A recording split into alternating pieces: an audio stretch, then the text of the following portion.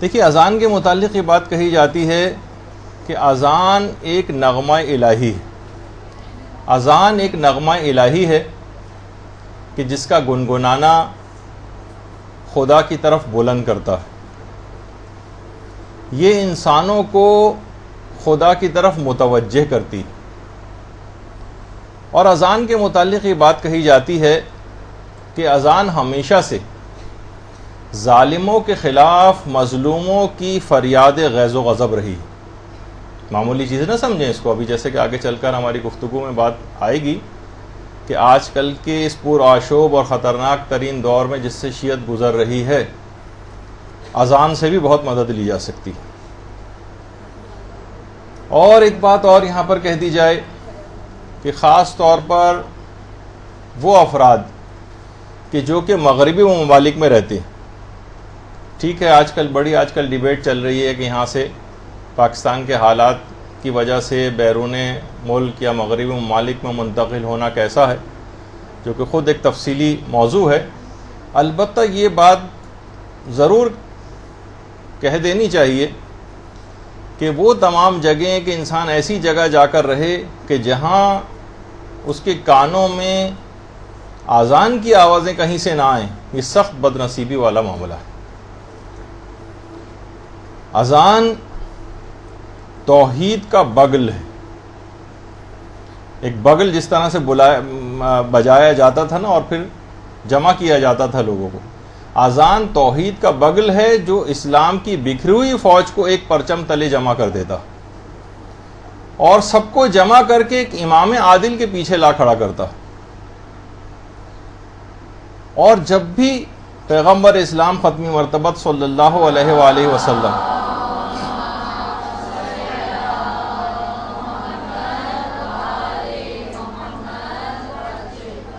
جب بھی پیغمبر اس آواز کو سنتے تھے اذان کی، ایسا لبیک کہتے تھے اور ایسا کھڑا ہو جاتے تھے، ایسے کھڑے ہو جاتے تھے جیسے کسی کو پہچانتے ہی نہ ہو. یہ اذان ہی تھی جس کے متعلق پیغمبر کے متعلق یہ بات ملتی. اور پیغمبر یہ بات بھی فرماتے ہیں کہ اگر جان لیتے لوگ یہ بات کہ اذان کہنے کا کتنا ثواب ہے، اذان دینے کا، اور مسجد میں پہلی صف میں نماز پڑھنے کا کتنا ثواب ہے، تو یقیناً اس کام کے لیے قرآن اندازی کی جاتی. لوگ لائنیں بنا بنا کے پہلی صف کے اندر آ کر لگتے کہ ہم پہلے سے جا کر کھڑے ہو جائیں، اتنا زیادہ ثواب ہے کہ ہم پہلی صف میں ہم کو جگہ مل جائے. اذانوں کے پرچی لکھوانے کے لیے لوگ اتنی لمبی لمبی لائنیں لگاتے کہ آج اذان دینے کی باری ہماری ہوگی. اور دیکھیے اس حد تک یہ بات اہم ہے کہ ایک انتہائی عجیب واقعہ تاریخ اسلام کے اندر بھی پیش آیا کہ جس وقت واقعہ حرہ ہوا تھا، واقعہ حرہ، 3 دن تک ایک خاص واقعہ مسجد نبوی میں پیش آیا تھا. لیکن جو واقعہ حرہ کو نہیں پہچانتے وہ بات کہ واقعہ کربلا کے بعد یزید نے جب مدینے پر حملہ کیا تھا تو 3 دن تک مدینے کے لوگوں کی جان مال و عزت و آبرو کو اپنی فوج پر مباح قرار دے دیا تھا. اتنی بے دردی کے ساتھ اہل مدینہ کا قتل عام ہوا تھا کہ آج بھی جنت البقیع میں پورا ایک ایریا ہے جو شہدائے واقعہ حرہ سے منسوب ہے کہ یہاں پر واقعہ حرہ کے شہداء میں سے کچھ دفن، باقاعدہ اس کی الگ سے ایک 4 دیواری ہے. اور یہ وہاں پر موجود جو ہوتے ہیں جب ان سے جا کر پوچھیں کہ یہاں کون ہے تو کہتے ہیں کچھ پتہ نہیں کہ یہاں کون لوگ دفن، وہ واقعہ حرہ کے شہید. تو 3 دن تک مسجد نبوی میں نہ اذان ہوئی تھی اور نہ اقامت. اور بھی بہت خطرناک اس سلسلے میں کہ لوگ طبیعت اس کو گوارا نہیں کرتی کہ ان باتوں کو بتایا جائے کہ وہاں پر کیا چیزیں پیش آئی تھیں. تو پیغمبر کے ایک صحابی تھے سعید ابن مسیب، یہ 3 دن تک مسجد نبوی میں آ کر چھپ گئے تھے. اور سعید ابن مسیب وہ تھے کہ جن کو کہا جاتا ہے کہ مسجد کے ایسے کبوتر تھے کہ 20 سال تک کوئی بھی اذان ایسی مسجد میں نہیں دی گئی تھی کہ جس وقت اذان دے دی گئی اور سعید مسجد کے اندر موجود نہ ہو. تو واقع حرہ میں بھی قتل عام سے بچنے کے لیے سعید جو ہے وہ مسجد نبوی میں آ کر چھپ گئے تھے، اور خود یہ کہتے ہیں سعید کہ جس وقت میں چھپا ہوا تھا مسجد نبوی میں تو میں حیران رہ جاتا تھا کہ نمازوں کے اوقات میں پیغمبر اسلام کی قبر سے اذان کی آواز آتی تھی۔ اللہم صلی علی محمد و علی محمد۔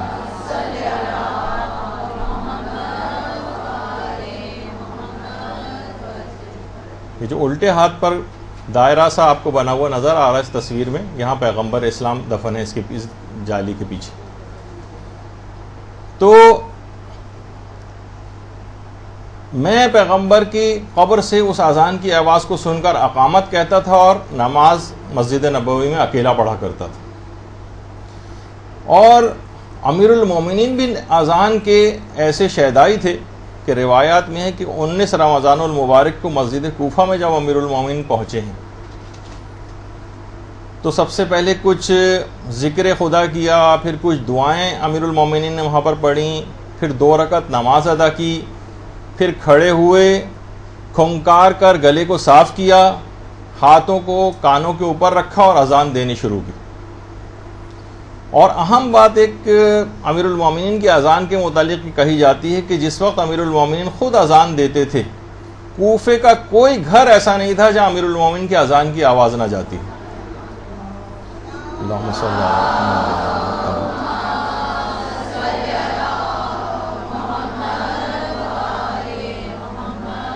اور خود جب جنگ صفین واقع ہو رہی تھی تو اس جنگ صفین میں بھی اکثر مقامات پہ امیر المومنین خود اذانیں دیا کرتے تھے، اور اس کے علاوہ امیر المومنین کے خاص قسم کے ایک مؤذن بھی تھے جن کا نام تھا ابن نباہ۔ یہ خاص مؤذن امام کے تھے، جس طریقے سے امام حسین علیہ السلام کے مؤذن تھے۔ اللہم صلی علی محمد و علی محمد۔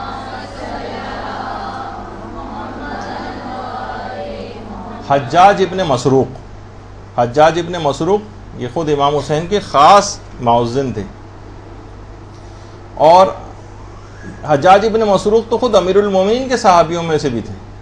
دائیں ہاتھ پہ تو امام حسین کی قبر مبارک ہے، اور الٹے ہاتھ پہ جو گنج شہیدہ ہیں اس میں حجاج ابن مسروق کی قبر۔ اور جس وقت حضرت حر سے ملاقات امام کی ہوئی تھی تو ظہر کی جو نماز تھی اس کی اذان اور اقامت دونوں حجاج ابن مسروق نے دی تھیں، اور پھر حر کے لشکر نے بھی امام کی اقتداء میں جو ہے وہ نماز پڑھی تھی آ کر۔ اور عاشورے کے دن وہ تو مشہور ہے کہ حضرت علی اکبر علیہ السلام نے اذان دی تھی، لیکن ایک روایت میں ہے کہ امام حسین نے خود اذان دی تھی، ایک روایت اس کی بھی آئی۔ اور ایسے ہی اذان کے جو شہدائی تھے وہ ہمارے دوسرے امام حسن علیہ السلام بھی تھے۔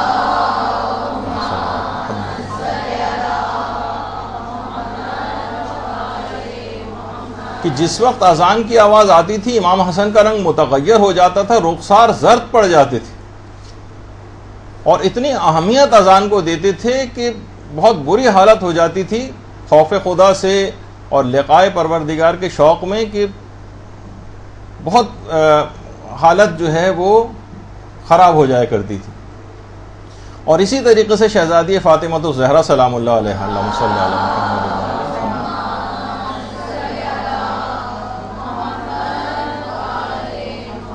پیغمبر کی وفات کے بعد جب بلال کو بلایا تھا، باقاعدہ بلال کو فرمائش کر کے بلایا تھا شہزادی، یہ بلال کی قبر مبارک ہے دمشق میں، تو اور کہا کہ میری بڑی آرزو ہے کہ میں اپنے بابا کے مؤذن کی اذان سنوں۔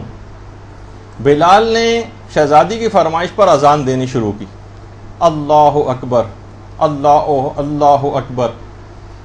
بی بی کو بابا کے ایام کی جو یاد تازہ ہو گئی، رخساروں پر آنسو بہنے لگے، اور جس وقت بلال نے کہا اشہد ان محمد الرسول اللہ، شہزادی کھڑی ہوئی تھیں، بے ہوش ہو کر نیچے گر پڑی۔ لوگوں نے بلال کو منع کیا، بلال خاموش ہو جاؤ، کہیں دختر رسول دنیا ہی سے نہ رخصت ہو جائیں۔ تھوڑی دیر بعد شہزادی کو ہوش آیا اور بلال سے کہا کہ بلال سے کہو کہ اپنی اذان کو مکمل کریں۔ بلال نے معذرت کی، شہزادی مجھے بہت خوف ہے کہ آپ اس کو برداشت نہ کر سکیں گی، تو بہرحال شہزادی نے بلال کے اس حضور کو قبول کر لیا۔ خود پیغمبر اسلام جس وقت سفر معراج میں آسمانوں میں تشریف لے کر گئے، وہاں پر خود اذان کا ایک واقعہ جو کہ ابھی آگے چل کر تفصیل سے بھی آئے گا کہ ہمارے پانچویں امام محمد باقر علیہ الصلوۃ والسلام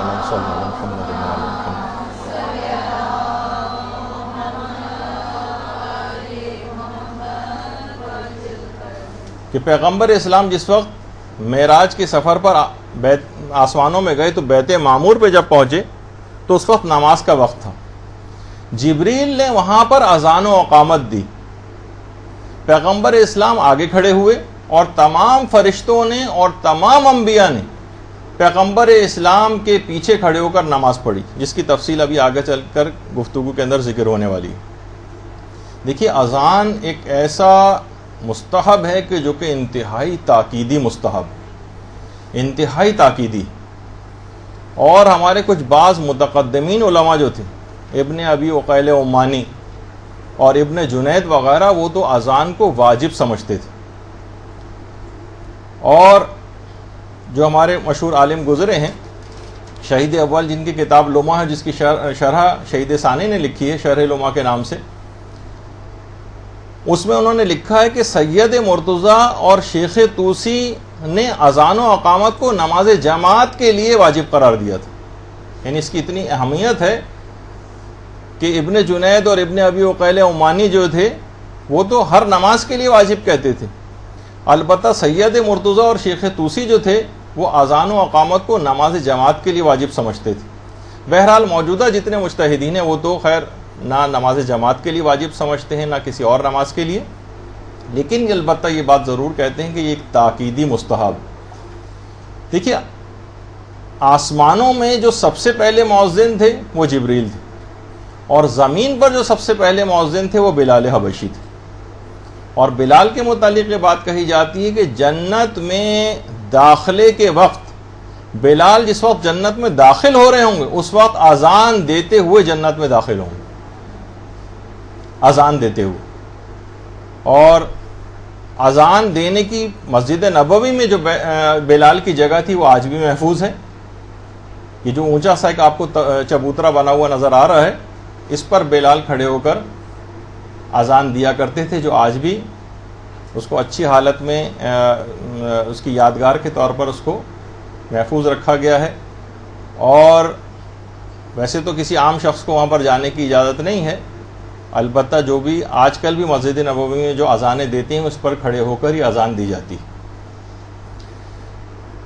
اچھا، امیر المومنین علیہ السلام فرماتے ہیں کہ جب میں نے رسول خدا سے یہ بات سنی کہ اذان و اقامت دینے والا شخص کو وہی ثواب ملتا ہے جو راہ خدا میں اپنے خون میں غلطاں شہید کو ملتا ہے، شہید کا جو ثواب ہے، یہ تو خیر علامہ عارف حسین الحسینی شہید کی تصویر ہے کہ اذان اور اقامت جو شخص کہتا ہے اس کو وہی ثواب ملتا ہے جو راہ خدا میں شہید اپنے خون میں غلطاں ہو کر حاصل کرتا ہے۔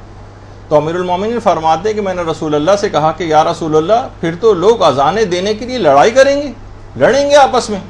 پیغمبر نے فرمایا ہرگز نہیں، ایک ایسا زمانہ بھی آئے گا کہ اذان کی ذمہ داری ضعیف ترین لوگوں کے سپرد کی جائے گی، جیسے کہ جو ہم دیکھ رہے ہیں آج کل۔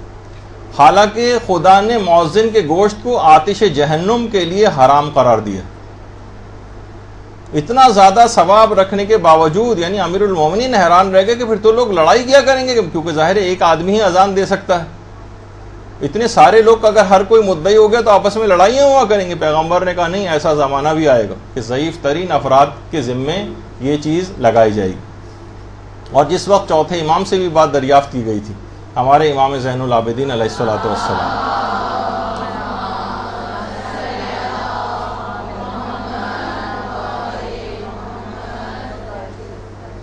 کہ مولا کون کامیاب ہوا؟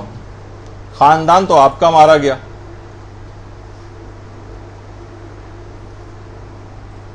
یزید آج بھی زندہ ہے۔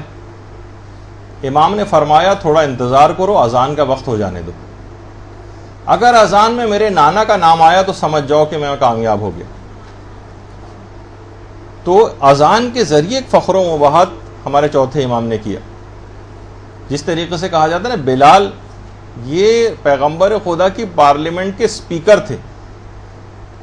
جس وقت فتح مکہ ہوا ہے تو بلال نے کعبے کی چھت پر کھڑے ہو کر اذان دی تھی، اور اس کے بعد بلال غاصبین خلافت سے ناراض ہو کر شام چلے گئے تھے، اور زندگی کے آخری ایام تک پھر بلال شام میں ہی رہے، اور اس کے بعد ابھی بھی آپ نے جو ان کی قبر مبارک دیکھی تھی وہ شام ہی میں.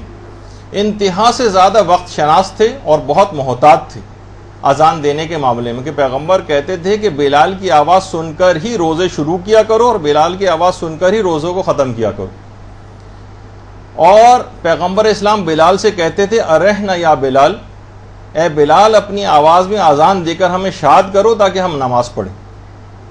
پھر بعد کے حکمرانوں میں سے جب ایک نے بلال سے کہا تھا کہ اے بلال تم کو فلاں فلاں صاحب نے آزاد کروایا تھا تو تم ان کے دور حکومت میں اذان کیوں نہیں دیتے؟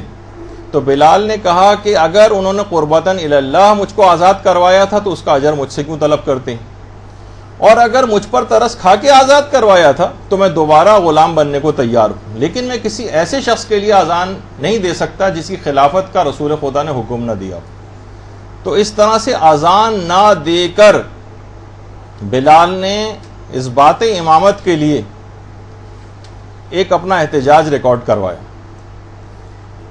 دیکھیے ایسے عجیب و غریب کلمات پر مشتمل یہ اذان ہوتی ہے کہ امام خمینی نے جو کتاب لکھی ہے اس سلسلے میں، جو آداب نماز کے نام سے مارکیٹ میں اردو میں بھی اویلیبل ہے، اس میں امام خمینی فرماتے ہیں کہ اذان میں جو ملکوتی قوتوں کا سلطان ہے وہ مومن کا دل ہے. یہ جو ہمارا دل سے مراد وہ پمپنگ اسٹیشن والا دل عام طور پر شمار نہیں ہوتا، جس کو ہم گوشت کا ایک لوتھڑا وغیرہ جس کو ہم سمجھتے ہیں. بہرحال جو ملکوتی قوتیں ہیں ان کا سلطان جو ہے مومن کا دل ہے. اس کی سلطنت میں ملائکہ کے لشکر پوری مملکت میں پھیلے ہوئے ہیں. دیکھیے ہمیں بہت ساری چیزیں نظر نہیں آتی کیونکہ مادیات کے پردے اتنے دبیز ہو چکے ہیں، گناہوں کے اندر ہم اس قدر غرق ہیں کہ یہ باتیں بھی ہماری سمجھ میں نہیں آتی. مملکت نفس پر یہ سارے ملائکہ کے لشکر پھیلے ہوئے ہیں ہماری. اذان دے کر ان لشکروں کو محضر خدا میں حاضر ہونے کا اعلان کیا جاتا ہے. یہ جو آپ کی مملکت نفس میں جو ملائکہ پھیلے ہوئے ہیں نا، تاکہ یہ سب انہیں تیار کیا جاتا ہے اور اذانیں دے کر ایسے افراد کو جو مشتاقان خدا ہیں. دیکھیے اذان دینے کا ایک فلسفہ ہے کہ اذان اس وجہ سے دی جاتی ہے تاکہ جو مشتاقان خدا ہیں وہ اگر براہ راست کہیں نماز شروع کر دیتے تو کہیں ایسا نہ ہوتا کہ خدا کے جلوہ ناگہانی سے دامن صبر کو چھوڑ بیٹھتے اور روح قفس انصری سے پرواز کر جاتی. ذرا ٹھہرا کے ان کو نماز پڑھوائی جاتی. پہلے اذان دے دو، اب اقامت دے دو، اب کچھ ذکر اور دعائیں پڑھ لو، اب سجدہ کر لو، اب کچھ دیر ٹھہر جاؤ. ایسا نہ ہو کہ جو مشتاقان خدا ہیں یہ وصال الہی میں کہیں ان کے روحی جسم سے نہ نکل جائے. اس وجہ سے ذرا آہستہ آہستہ ان کو نماز کی طرف لایا جاتا ہے. لیکن وہ افراد کے جو کہ ہماری طرح سے مہجور اور محجوب اور گناہگار ہیں، ان کے ساتھ کیا ہوتا ہے؟ ان کے ساتھ بڑا عجیب معاملہ ہے کہ ایسے افراد یہ نماز کے لیے کہیں ایسا نہ ہو، اس وجہ سے ان کو اذان اور اقامت دلوائی جاتی ہے کہ ایسا نہ ہو کہ بے حجابانہ اور گستاخانہ انداز میں اسباب اور آداب کو اختیار کیے بغیر ہی ایسے ہی گستاخانہ محضر خدا میں حاضر ہو جائیں. اس وجہ سے ان کو اذان دینے کی طرف ان کو راغب کیا جاتا ہے کہ تم پہلے اذان دو، ایسا نہ ہو کہ تم گستاخانہ اس محضر خدا میں حاضر ہو جاؤ. برحمتک یا ارحم الراحمین وصلی اللہ علی محمد و